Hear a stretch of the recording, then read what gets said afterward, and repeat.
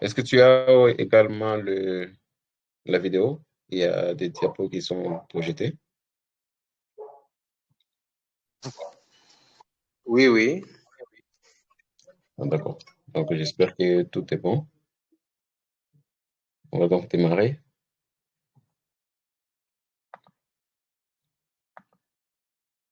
OK. Et là, c'est bon?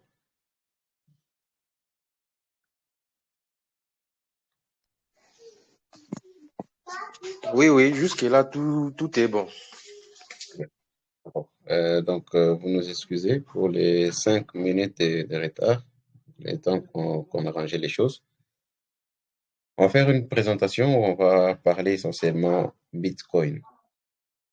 Alors, moi, je suis Sabin Moulumbu, pour ceux qui me connaissent déjà.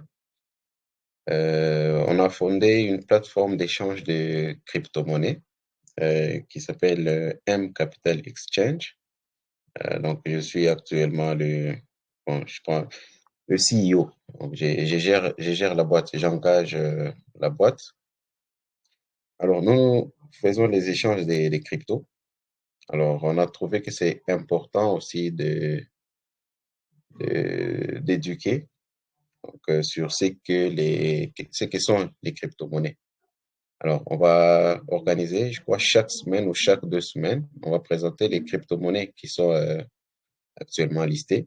On va aller crypto après crypto. Et à la fin, on va aller en profondeur en disant qu'est-ce qui se fait sur Bitcoin, qu'est-ce qui se fait sur Ethereum, qu'est-ce qui se fait sur Solana, un peu les applications euh, qui sont déployées sur ces blockchains. Alors, notre présentation de ce soir sera axée sur Bitcoin. On va expliquer c'est quoi Bitcoin. On va parler un peu des concepts Bitcoin et la technologie blockchain. On va parler des portefeuilles dans lesquels on peut stocker nos bitcoins. Ce sont les portefeuilles qui vont nous permettre d'interagir avec la blockchain Bitcoin. C'est quoi l'utilité des bitcoins? Comment obtenir des bitcoins? Donc, comment acheter des bitcoins?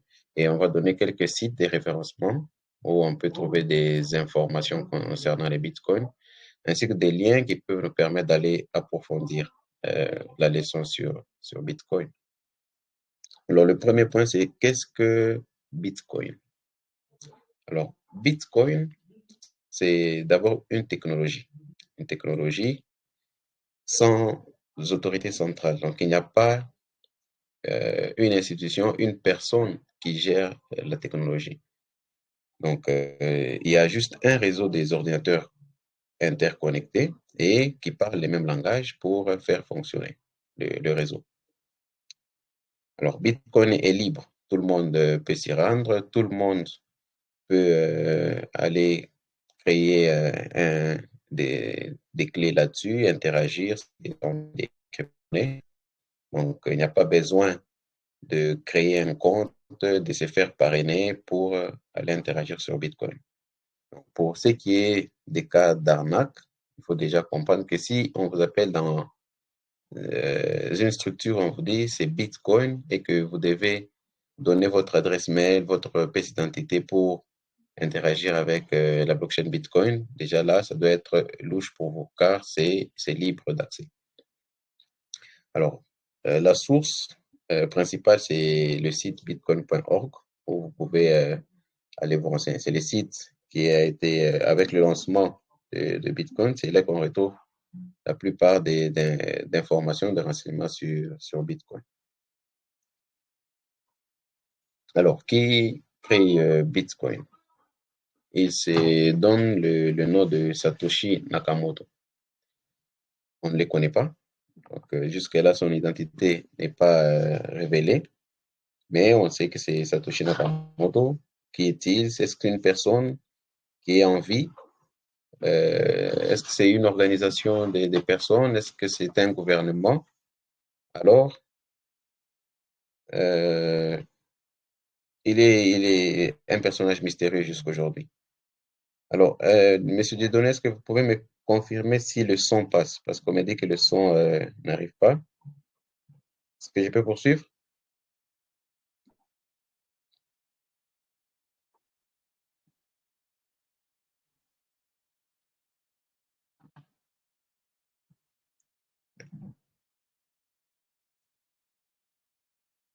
Allô?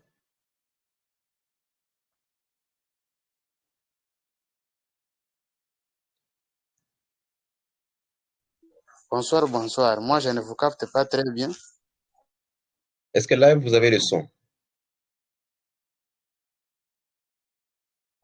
Oui, là, je vous écoute, je vous capte très bien.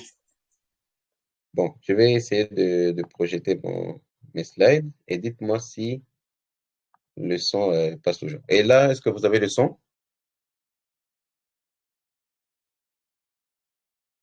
Personnellement, moi, je vous capte. Qu'est-ce qu'on va faire?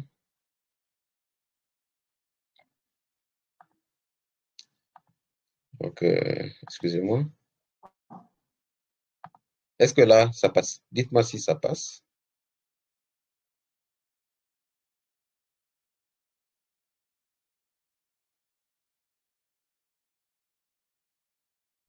Je ne sais pas les autres ce qui ne va pas parce qu'ils ne réagissent pas, mais pour moi, ça passe, même si les diapos ne défilent pas, mais apparemment, vous n'avez pas encore fait défiler ça, mais je vous capte très bien.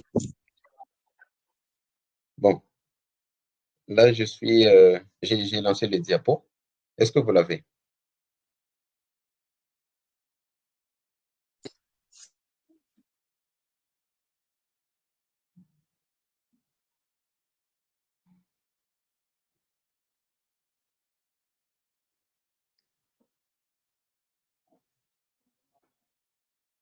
Docteur Bonheur, est-ce que vous avez les diapos? Oui, devant moi, je vois les diapos où on écrit qu'est-ce que Bitcoin? Oui, Satoshi.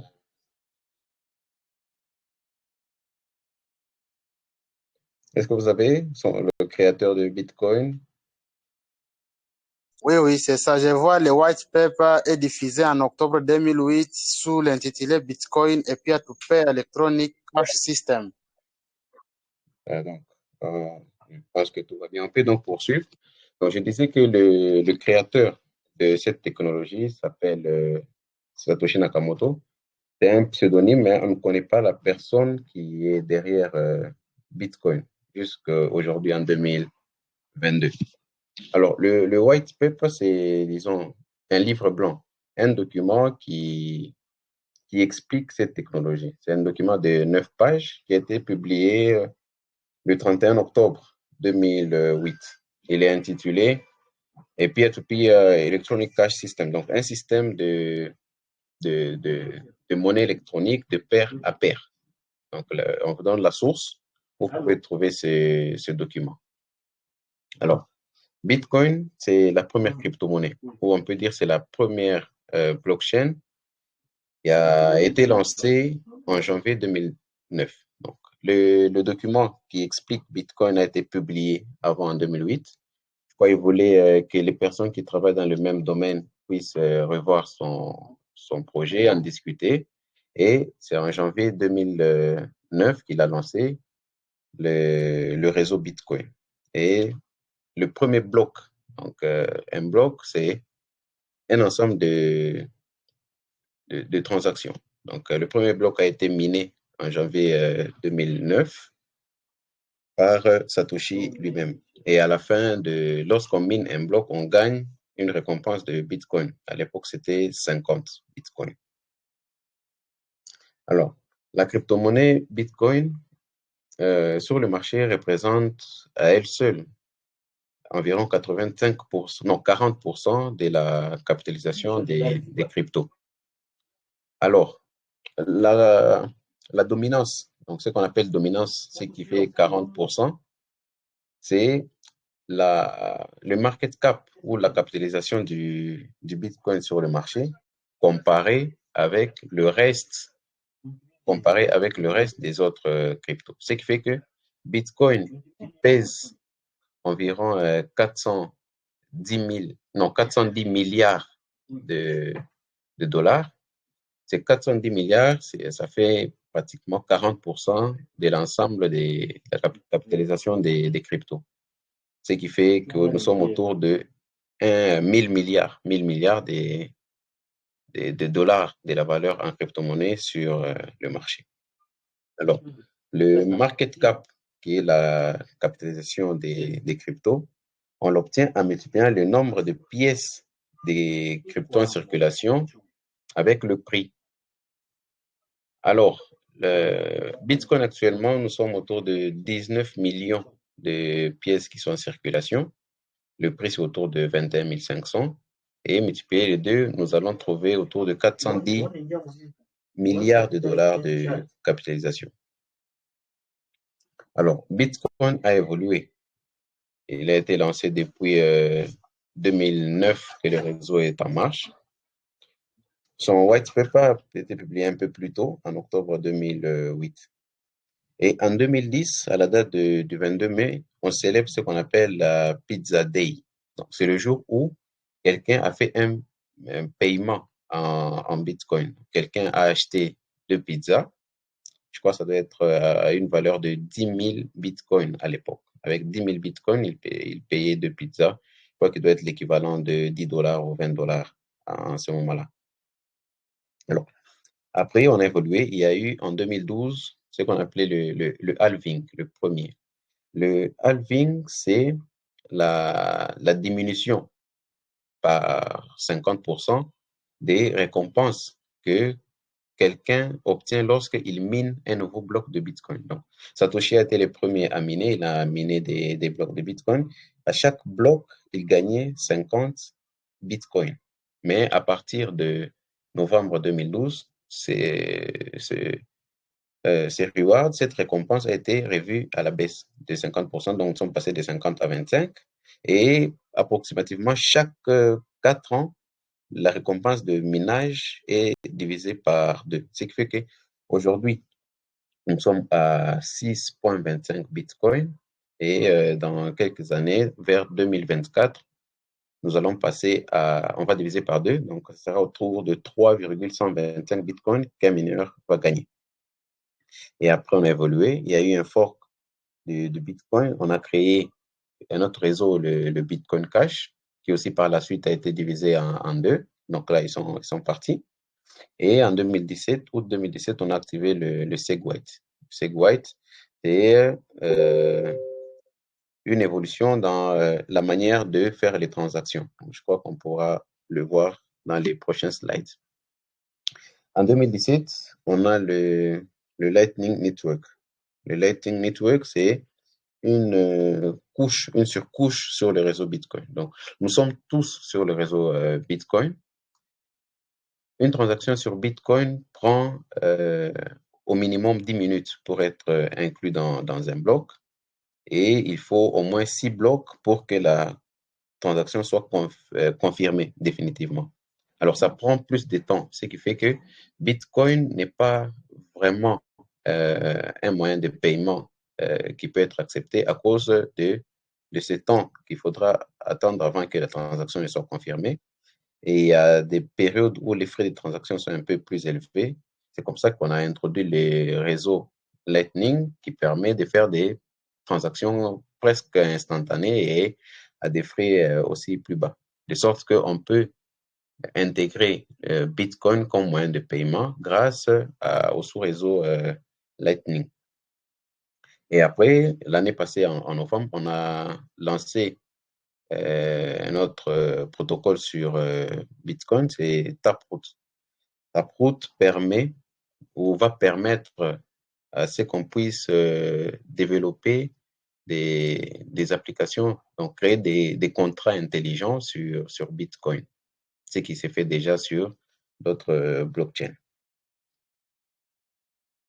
Alors, la blockchain, c'est quoi? C'est en fait un registre distribué. C'est-à-dire, nous sommes dans un réseau des ordinateurs où nous avons tous la même information. Disons que si nous allons dans un registre, on sait voir, on prend le cas d'une banque, où si vous allez à la banque, vous savez que Monsieur Ilunga a 500 dollars sur son compte, Monsieur Kassongo a 100 dollars sur son compte. Vous avez les comptes et leurs états. Là, avec la banque, c'est centralisé puisque il n'y a que la banque qui a ces informations.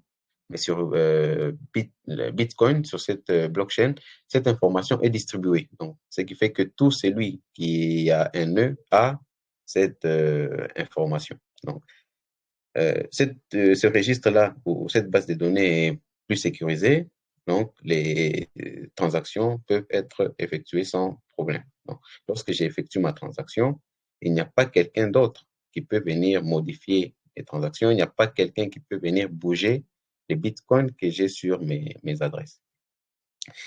Une blockchain, c'est un protocole monétaire décentralisé qui est pseudonyme. Donc, on ne sait pas voir qui se cache derrière une clé publique ou une adresse donnée. Ça ne demande pas qu'une personne puisse vous permettre, vous autoriser de pouvoir interagir avec. Donc, vous êtes libre, c'est sans permission. Sur une blockchain publique comme Bitcoin, il y a en fait un jeton qui permet de faire fonctionner le réseau. Alors, ce jeton-là, qui est sans organe de contrôle, il est émis selon un programme bien déterminé à l'avance et qu'on ne sait pas changer. Ce jeton permet aux acteurs de participer à l'activité de minage. Donc, quand on est en train de miner, en récompense, on a le jeton Bitcoin, ou on peut dire la crypto-monnaie Bitcoin qu'on gagne lorsqu'on fait du minage. Alors, Bitcoin, c'est sur de preuve de travail. Donc, il faut fournir un travail et vous gagnez une récompense. Mais contrairement, il y a aussi des mécanismes de preuve d'enjeu qu'on appelle le Proof of Stake, POS, où on n'a pas besoin d'effectuer un travail, mais plutôt de mettre en collatéral un certain nombre de jetons bloqués dans le réseau pour permettre à sécuriser le réseau. Alors, on va dire que Bitcoin, c'est une blockchain. Généralement, pour différencier, on écrit Bitcoin, la blockchain en majuscule, et le jeton ou la crypto-monnaie Bitcoin, il y a le même nom, on met en minuscule et en sigle BTC. Voilà qu'on disait que le système centralisé, donc vous pouvez voir sur le graphique un système centralisé, décentralisé, et la blockchain, c'est un système qui est distribué, puisque tout nœud du réseau a l'information de l'état du réseau. Alors que dans un système centralisé, une seule entité a cette information, et dans les systèmes décentralisés, quelques-uns dans le réseau ont l'information. Alors, il y a un consensus qui doit gérer le réseau. Donc, pour se transférer des bitcoins, comment est-ce qu'on va vérifier que tel compte peut envoyer, comment est-ce que tel peut recevoir et tout? Il y a le consensus qui doit se mettre entre les validateurs ou les mineurs. Alors, dans le consensus sur Bitcoin, c'est le consensus qu'on appelle de Nakamoto.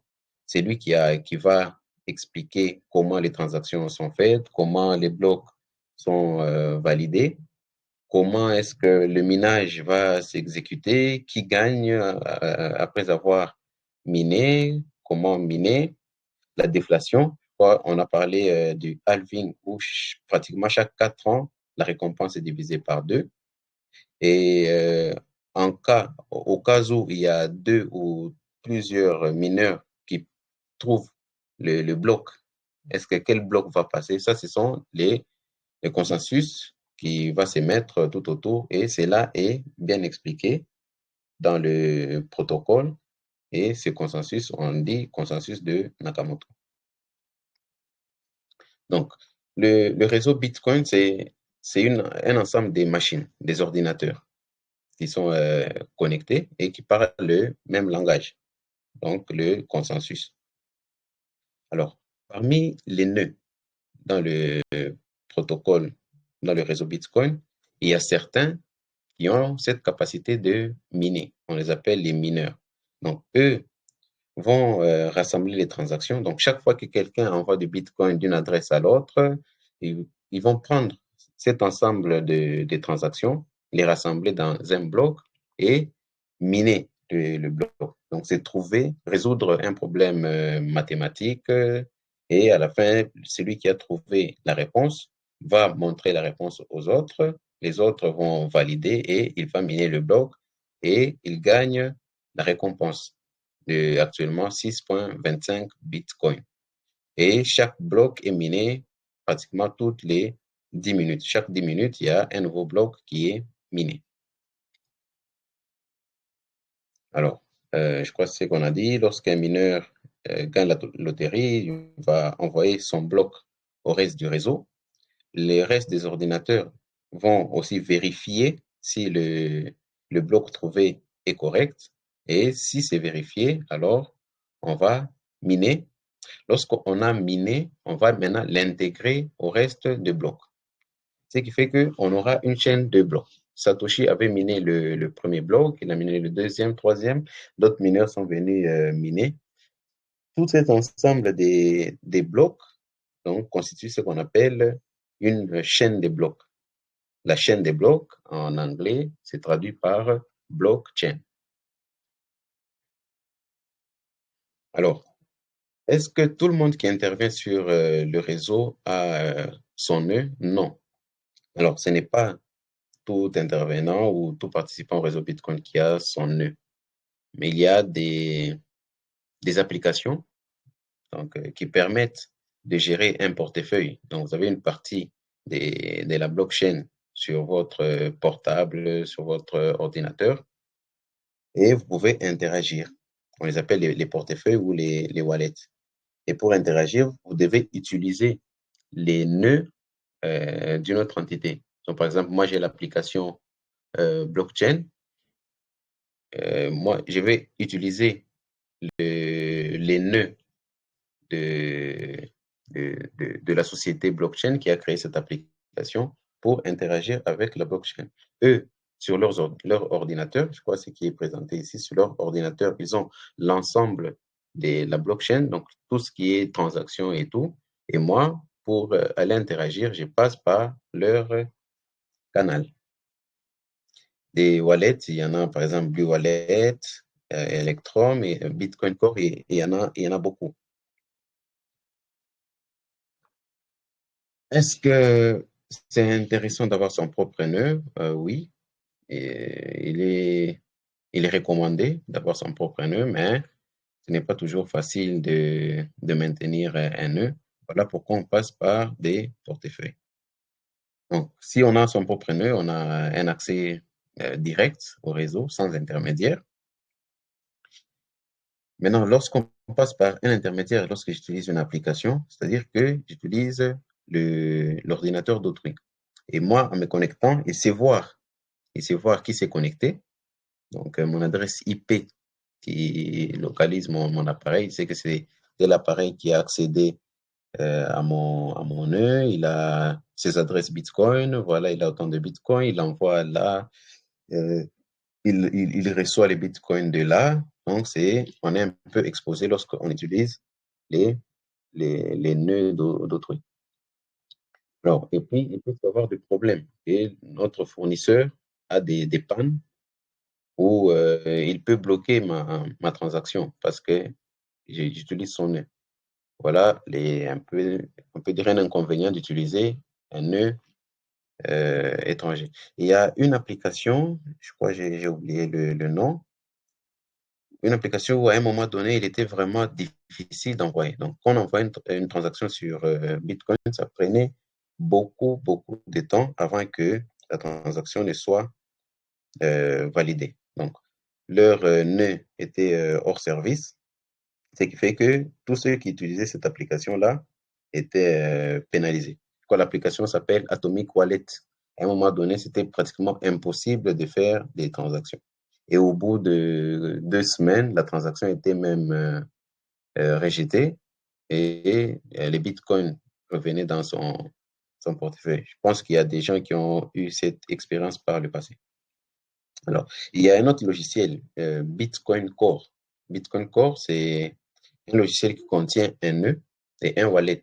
Donc, il peut être installé sur un ordinateur. Je l'ai sur mon ordinateur. C'est-à-dire, lorsqu'on l'installe, on peut télécharger la blockchain, donc être un nœud. lorsque votre ordinateur est connecté, donc il a les informations ou les datas de la blockchain à jour et il vous permet de faire vos transactions directement. Donc, vous interagir directement avec la blockchain Bitcoin sans passer par un tiers.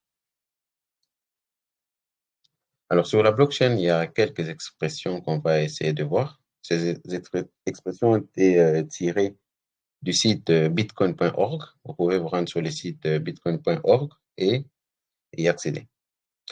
La première expression, c'est l'adresse. En fait, quand on interagit avec la blockchain, pour recevoir ou envoyer des bitcoins, il faut créer d'abord une paire de clés. Ça, c'est la cryptographie sur laquelle est basée aussi la blockchain. En créant la paire de clés, il y a une clé privée et une clé publique. Alors, pour recevoir le bitcoin, il faut envoyer la clé publique à la personne qui veut vous envoyer et vous allez recevoir. Donc, on va déposer le bitcoin sur cette adresse et à partir de votre clé privée, vous pouvez aussi dépenser ces bitcoins. Mais techniquement, ça ne se passe pas comme ça. Comprenons seulement que je reçois et j'envoie des bitcoins. Alors, l'adresse vient d'où? L'adresse vient d'une technique grâce à la cryptographie et le hachage, on peut transformer la clé publique, au lieu d'envoyer à quelqu'un la clé publique, on peut transformer cette clé publique pour rendre la clé publique est en fait une suite de beaucoup de caractères. Je crois que ça doit être dans le 128. Alors, c'est long à transférer et tout. On va hacher cette clé publique et avoir ce qu'on appelle le résultat qu'on appelle adresse. Et facilement, on peut partager l'adresse. Et comme l'adresse est liée à la clé publique, donc lorsqu'on envoie des bitcoins sur mon adresse, c'est-à-dire qu'on a envoyé sur ma clé publique. Il y a plusieurs types d'adresses. Il y a les premières adresses, les legacy, où il y a pay to public key hash. Ça, c'est la manière dont on a haché l'adresse et tout. C'est un peu plus technique. Ce sont les adresses qui commencent par 1. Et après, on a parlé de SEG 8 en 2017. C'est là qu'il y a eu d'autres manières de transformer la clé publique où on a eu des adresses qui commencent par 3 et d'autres adresses qui commencent par BC1. Il y a d'autres formats d'adresses qui commencent par K ou L et d'autres par 5, mais qui ne sont pas utilisés à nos jours. Actuellement, les adresses disponibles sont les adresses qui commencent par 1, par 3 et BC1, ou carrément envoyées directement à la clé publique. Un bloc, c'est un ensemble de transactions. Donc, on va rassembler les transactions pour faire un paquet et puis miner ce bloc-là. Une blockchain, c'est une chaîne de blocs, je crois on l'a dit. Une confirmation, on dit, une transaction sur Bitcoin lorsque j'effectue ma transaction, pour qu'elle soit validée, il faut qu'on puisse l'inclure dans un bloc et miner ce bloc. Miner un bloc, on l'a dit, ça fait pratiquement chaque 10 minutes qu'un nouveau bloc est miné. Lorsque ma transaction est insérée dans un bloc et que ce bloc est miné, ça fait que j'ai la confirmation que ma transaction a été effectuée et elle est irréversible. Donc, on ne peut plus revenir en arrière. À partir de là, il y a un autre bloc qui sera créé, qui sera miné après. Ça va faire que j'ai maintenant 2 confirmations. Lorsqu'un troisième bloc est créé, ça fait 3 confirmations. Donc, les nombres de confirmations, ce sont à partir de mon bloc, les nombres des blocs qui sont minés après le bloc contenant ma transaction. La cryptographie, ça c'est un peu mathématique, comment crypter les données. Donc, j'ai une information, je vais crypter et que Seulement celui qui a crypté peut décrypter. Donc, avec ma clé, la paire clé privée, clé publique, si je crypte une information, donc il faut seulement utiliser ma clé privée pour décrypter, donc pour lire le message qu'on a crypté. Le minage, c'est l'opération qui consiste à produire des nouveaux blocs et c'est une activité qui permet de gagner de Bitcoin. Donc, les Bitcoins qu'on va obtenir en récompense après avoir créé de nouveaux blocs constituent notre gain. Après avoir payé, il y a du matériel qu'il faut payer, il y a l'électricité qu'il faut payer. P2P veut dire pair à pair, donc entre deux personnes, on s'échange. La clé privée, la clé privée, c'est l'élément qui va me permettre, donc il y a la paire clé privée, clé publique. La clé publique va permettre de recevoir des bitcoins et la clé privée va me permettre de dépenser. Donc, si je n'ai pas de clé privée, je ne peux pas envoyer des bitcoins. Une signature, la signature, comme nous connaissons la signature, ici la signature numérique, c'est que quelqu'un m'envoie les bitcoins grâce à mon adresse. Donc, il me dit, j'envoie un bitcoin à l'adresse donnée. Il va signer ce message, donc un bitcoin à l'adresse donnée, il va signer. Et maintenant, moi, pour dépenser, je vais dire que ces bitcoins-là ont été envoyés à cette adresse m'appartiennent. Alors, pour que je puisse dépenser, je dois aussi produire une signature. Moi aussi, je dois vérifier cette signature, donc je dois aussi signer grâce à ma clé privée et j'aurai une signature qui est la même que la signature qui est venue avec la personne qui a envoyé la transaction. Alors, c'est là la signature. Les portefeuilles, on dit, ce sont des applications qui nous permettent aussi, même si on n'a pas de nœuds, on peut interagir avec la blockchain. Alors, il y en a beaucoup. Il y a les portefeuilles physiques qui sont plus safe, sûrs à utiliser. C'est Ledger et Trezor, qui sont les deux grosses sociétés qui produisent des portefeuilles physiques. Il y a d'autres portefeuilles de bureau. Bitcoin Core, par exemple, vous pouvez installer sur votre ordinateur. Electrum également. Il y a aussi des applications mobiles comme Blockchain, Trust Wallet, Exodus que vous pouvez télécharger sur App Store, sur Play Store et créer vos adresses là-dessus. Un explorateur des blocs, on peut dire un site où vous allez chercher des informations sur les transactions. Donc, un bloc, il y a quelles transactions là-dedans. Vous pouvez entrer dans une transaction, aller chercher les détails de la transaction. Avec un hash, le hash de la transaction, vous pouvez savoir d'où proviennent les bitcoins, il a envoyé combien, est-ce que la transaction est confirmée et tout. Vous pouvez avoir ces informations-là sur des explorateurs des blocs. Alors ça, c'est btcscan.org, qui est un explorateur de blocs, où il y a le bloc 75 28 85. On vous donne la date à laquelle on a miné, les nombres de transactions qui sont inclus, qui sont contenus dans ce bloc. Par exemple, pour celui-ci, c'est 1686 transactions dans ce bloc. On peut vous donner le nombre de confirmations, on va vous donner la personne qui a miné, etc. Là, par exemple, je prends une transaction dans ce bloc, le hash de la transaction est donné. Il y a le Coinbase, en fait, c'est une transaction qui vient de la récompense du minage. Cette transaction n'a pas de, de hash précédent.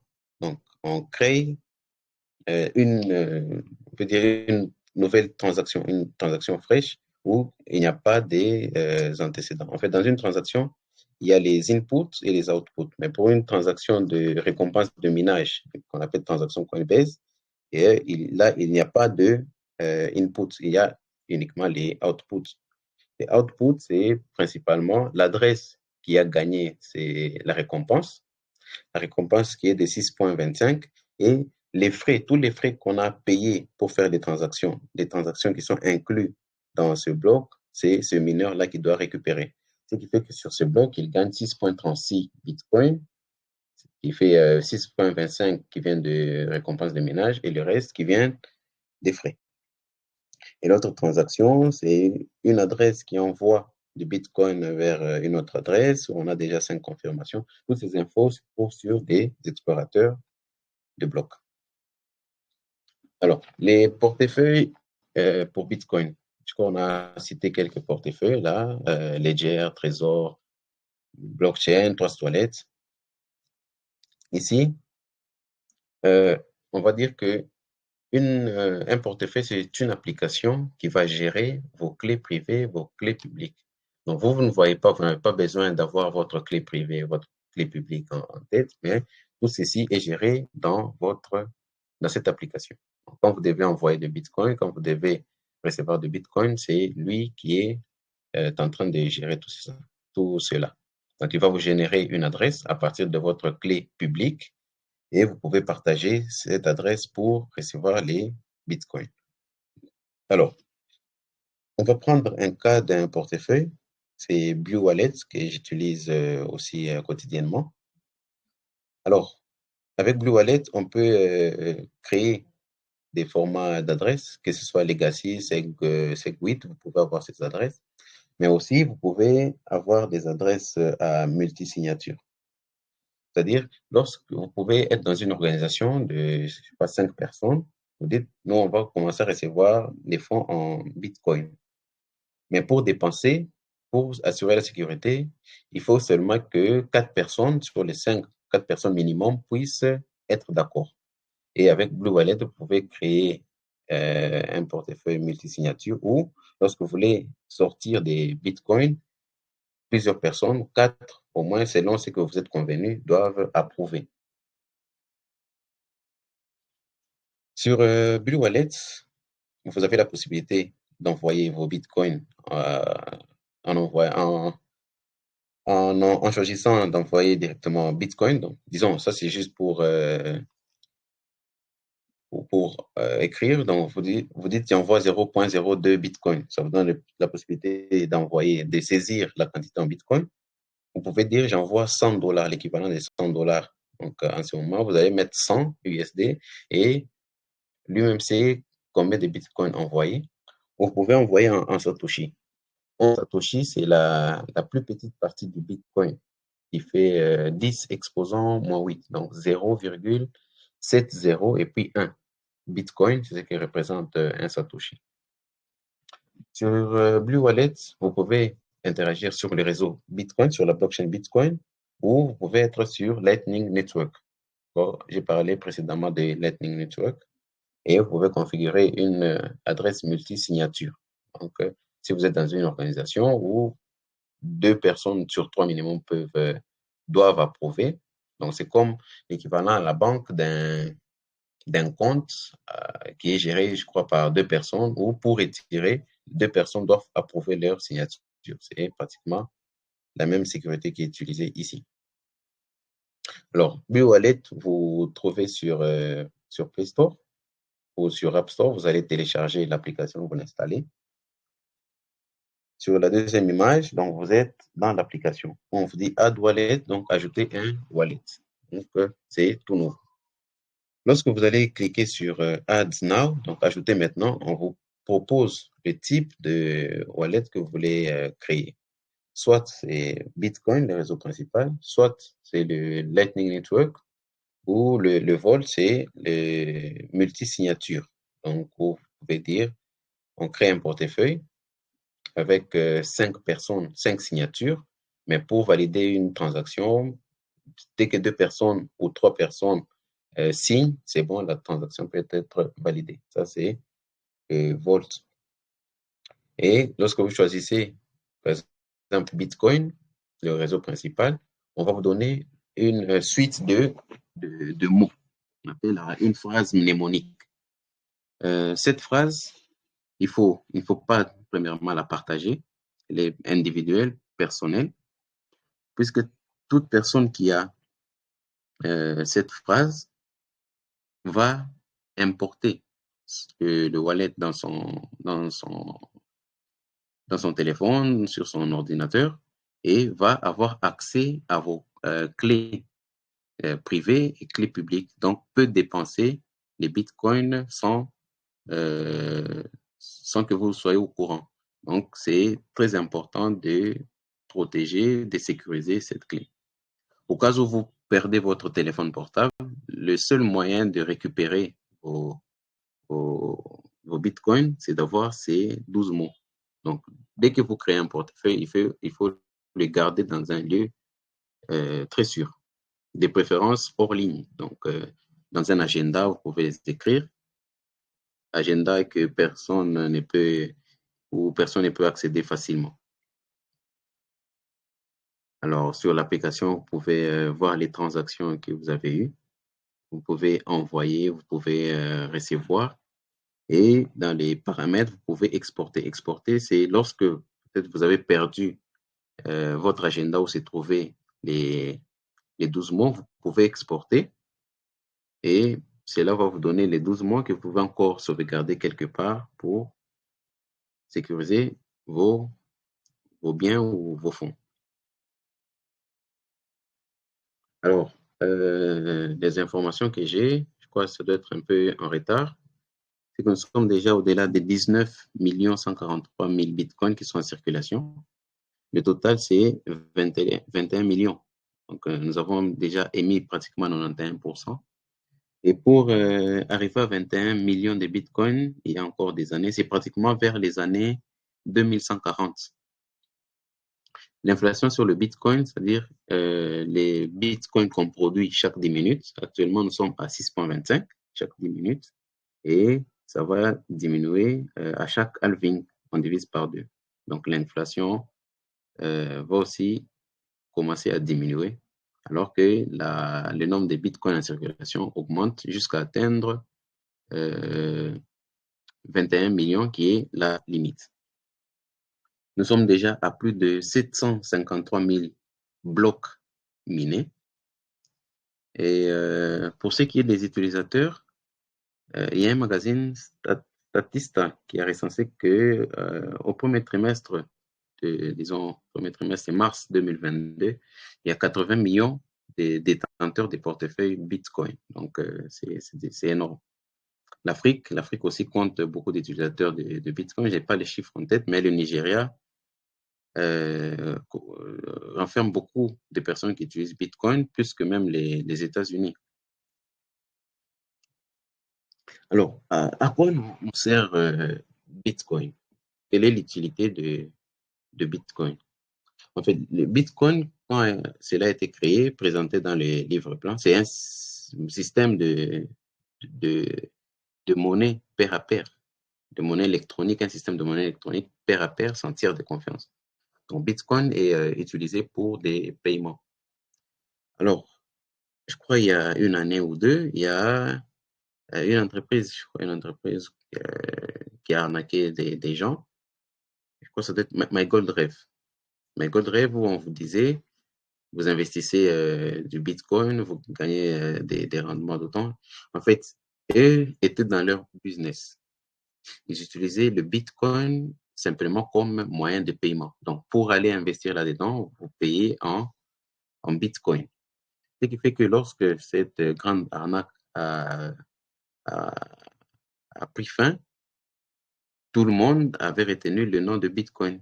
Ce qui fait que beaucoup de gens sont un peu frileux à Bitcoin, n'ont pas confiance en Bitcoin parce que cela a été associé à des arnaques. Donc, MyGoldRev n'a vraiment rien à voir avec Bitcoin. C'est un moyen de paiement.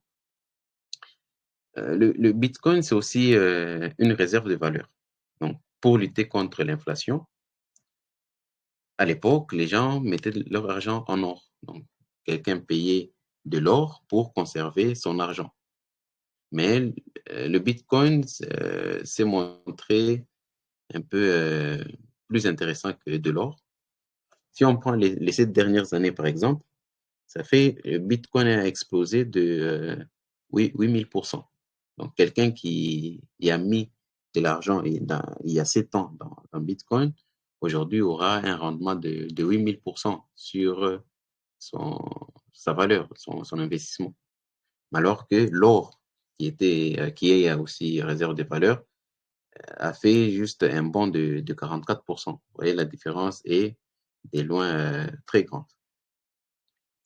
Le Bitcoin aussi beaucoup utilisé dans la spéculation, donc le trading, ou à cause de sa volatilité. Donc le fait de grimper plus rapidement ou de chuter plus rapidement, il y a les traders qui profitent pour spéculer et se faire des profits là-dessus. Alors le Bitcoin commence à être légalisé, donc accepté comme moyen de paiement dans des pays. Le Salvador, je crois, c'est le premier pays qui a accepté Bitcoin comme monnaie, euh, au même titre que leur monnaie nationale. Le deuxième pays, c'est la République centrafricaine qui s'est aussi lancée. Le président a pris un décret, est-ce que c'est un décret, pour faire une ordonnance pour faire de Bitcoin une monnaie nationale. Mais malheureusement, il a été buté à la Cour constitutionnelle qui a invalidé cette ordonnance pour inconstitutionnalité. Alors, il y a des pays comme les Nigeria. Le Nigeria, c'est aussi le premier pays qui a lancé sa propre crypto-monnaie, le e-Naira, qui est aussi un peu pro-crypto, même si dernièrement, ils ont interdit Bitcoin. Mais le Nigeria reste le pays où il y a le plus d'utilisateurs de crypto en Afrique et dépasse certains pays dans le monde. La Russie aussi est en train de voir comment ils vont faire de Bitcoin une monnaie, au même titre que le rouble et consort. Alors, le cours de Bitcoin, c'est comment varier le Bitcoin. Euh, Là, nous sommes en 4 heures. Ça, c'est un graphique pris il y a quelques jours. On voit que généralement, la tendance est baissière. La tendance a un peu baissé. Mais si nous allons sur un graphique de un jour, disons un jour, c'est-à-dire les barres rouges et verts, une barre représente un jour. Nous allons voir aussi que nous sommes en baisse. Nous sommes pratiquement autour de 40 000 vers les 19 000, 20 000. Donc, ce qui fait que quelqu'un qui avait investi en début là, octobre 2021, 1000 $ en Bitcoin, aujourd'hui, sa valeur est divisée par 2. Une personne se retrouve avec l'équivalent de 500 $. Mais si on va encore plus grand dans l'échelle, on prend en 1 week, donc une semaine, une bougie qui représente une semaine, on voit que la tendance est haussière. En mai 2017, le Bitcoin passait de 16 000 et aujourd'hui, le Bitcoin est à 19 000. Donc, nous avons fait un bond de 3 000 $. On va encore avec un mois, avec l'échelle de un mois. On voit que vers mars 2015, le Bitcoin était autour de 200 $. Actuellement, c'est 19 000 $. Donc, sur le long terme, on voit bien que le Bitcoin est une réserve de valeur. Donc, on peut bien investir sur le Bitcoin à long terme. Donc, j'ai mis du Bitcoin aujourd'hui qui est à 20 000 $. Et dans 5 ans, 10 ans, le Bitcoin va prendre de la valeur. Il va être à 100 000, à 200 000, à 500 000. Et moi, je peux en tirer profit. Contrairement, si on veut investir sur le court terme où la volatilité est grande dans les deux sens. Comment on peut obtenir le Bitcoin? Le Bitcoin, pour l'obtenir, c'est par minage. Il y a les mineurs qui vont miner du Bitcoin, donc créer de nouveaux blocs et en récompense, ils ont du Bitcoin. L'autre manière, lorsque on n'a pas de mineurs, on peut acheter. Alors, pour acheter, il y a des plateformes d'échange où vous pouvez aller acheter vos crypto-monnaies. Dans le monde, les plus grosses plateformes, c'est Binance, Coinbase, Kraken, KuCoin, etc. Mais malheureusement, en RDC, dans certains pays, on ne peut pas facilement aller acheter des crypto-monnaies, du Bitcoin là, avec sa carte bancaire et tout. Il y a des initiatives que des Congolais ont lancées pour permettre à ceux qui connaissent la technologie, ceux qui veulent investir dans Bitcoin, de pouvoir s'approvisionner en Bitcoin. Il y a la première boîte qui a été lancée, je crois que ça doit être en 2019 ou 2020, probablement en 2019, c'est Ndonge. Leur site, c'est ndonge.net. Ils sont basés à Kinshasa. Vous pouvez aller sur leur site, créer votre compte, acheter des bitcoins, retirer ces bitcoins et les garder sur votre portefeuille décentralisé. Il y a également M Capital. M Capital, c'est la boîte que je suis en train de gérer. Nous fournissons aussi le même service. Vous pouvez venir acheter, vous pouvez venir vendre vos crypto-monnaies. Il y a Fiat2BTC, il y a Congo Coin également. Et il y a ces plateformes-là qui vous permettent aux Congolais d'acheter, disons, d'échanger les crypto-monnaies. Également, même des étrangers, ils peuvent créer leur compte et investir facilement dans les crypto-monnaies. Donc, une fois que vous êtes sur ces genres de plateformes, vous avez acheté pour mettre vos crypto-monnaies en sécurité, retirez-les, mettez-les dans votre Blue Wallet, dans votre Trust Wallet, dans votre Bitcoin Core. Là, c'est plus sécurisé. Alors, la crypto-monnaie, bon, lorsque vous voulez investir, il faut savoir certaines choses, comme dans tous les domaines. Faites d'abord vos propres recherches. Soyez rassurés que vous avez compris dans la technologie où vous voulez mettre votre argent. Lorsque vous voulez investir, il ne faut pas aller vous endetter. Prendre une dette à la banque, prendre un prêt, vous dites, moi, je prends un prêt de $500, quelqu'un m'a parlé de Bitcoin, j'achète du Bitcoin. C'est déconseillé. Et il y a une phrase qui revient souvent où on vous dit, n'investissez que ce que vous êtes prêt à perdre. En fait, on n'investit pas pour perdre, mais quand vous investissez, ne dites pas que je mets $500 dans le Bitcoin, j'ai un projet, dès que le Bitcoin fait $600, $700, je retire, je vais réaliser mon projet là. Non, il ne faut pas investir parce que vous vous attendez à un gain. Bon, mettez votre argent, oubliez. Donc, on vous dit oubliez et mettez pas 100% votre cœur là-dessus. Donc, c'est la phrase, n'investissez que ce que vous êtes prêt à perdre. Alors, il y a une crypto-monnaie qui a perdu sa valeur de pratiquement 100%. Donc, si vous avez mis $100 pour dire que à 150, je retire, mais pour $100 se transforme en $1, en 5 centimes. Là, c'est très compliqué. Voilà aussi les risques d'investir dans des crypto-monnaies. Alors, site des référencements. Il y a des sites comme coinmarketcap.com, coingecko.com, où vous pouvez avoir beaucoup d'infos sur Bitcoin.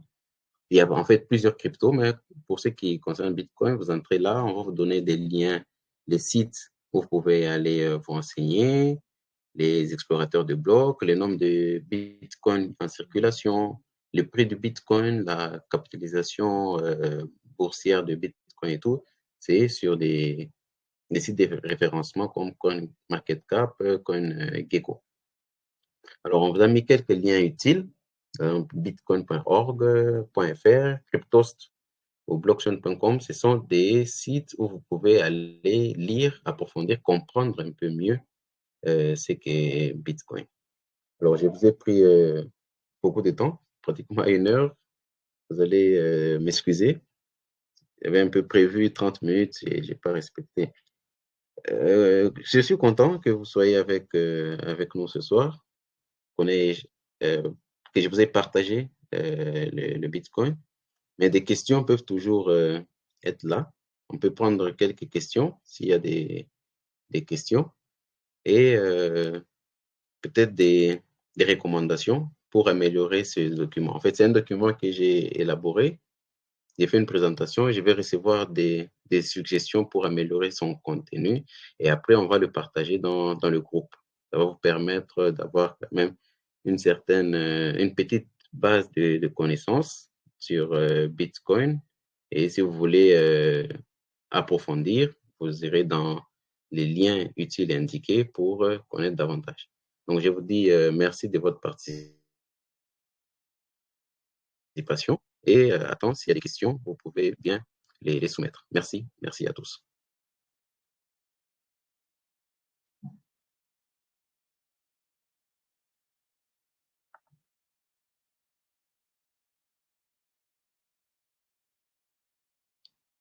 Est-ce qu'il y a des questions? Si vous avez une question, vous pouvez vous manifester. Comme ça, on va vous accorder. Eliel qui a une question. Eliel, monsieur Eliel, est-ce que vous pouvez y aller?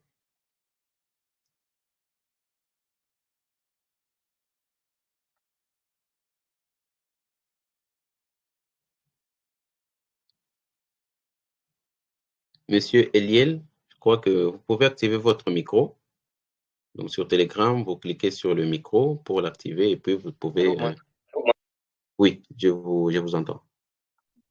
J'aimerais juste savoir, par rapport à la coupe pour le marché, pour le Bitcoin, qu'est-ce que vous Oui. en dites? C'est le bon moment de payer le Bitcoin ou bien il faut patienter encore pour observer si la courbe va encore baisser?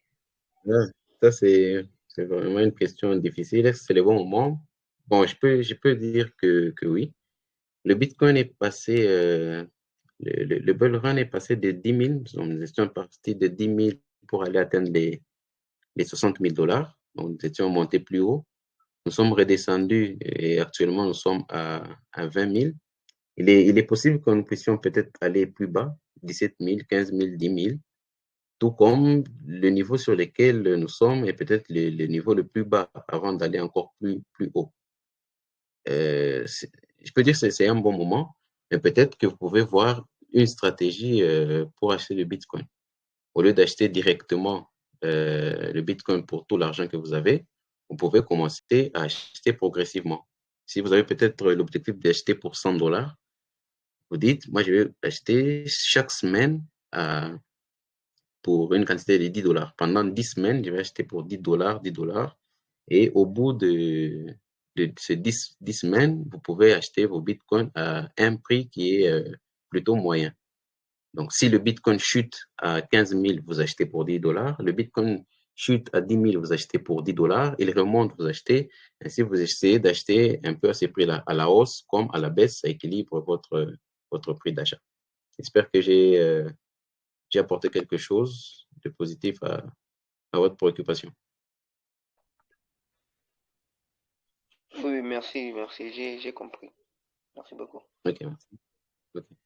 Donc, s'il y a encore une ou deux questions, on peut les prendre.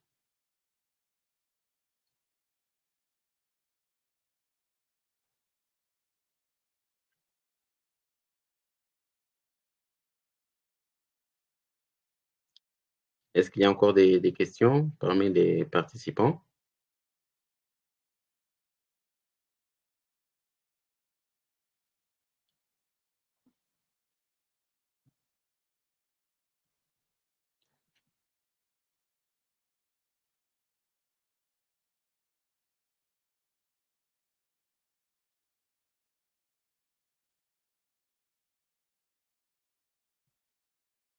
Ah, d'accord. Donc, je vois qu'il n'y a pas des questions. Des questions pourraient peut-être revenir. Des questions pourraient revenir après. Alors, nous vous suggérons de les écrire dans notre groupe.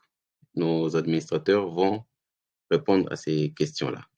Donc, la présentation qui a été faite sous forme de diapositive vous sera partagée.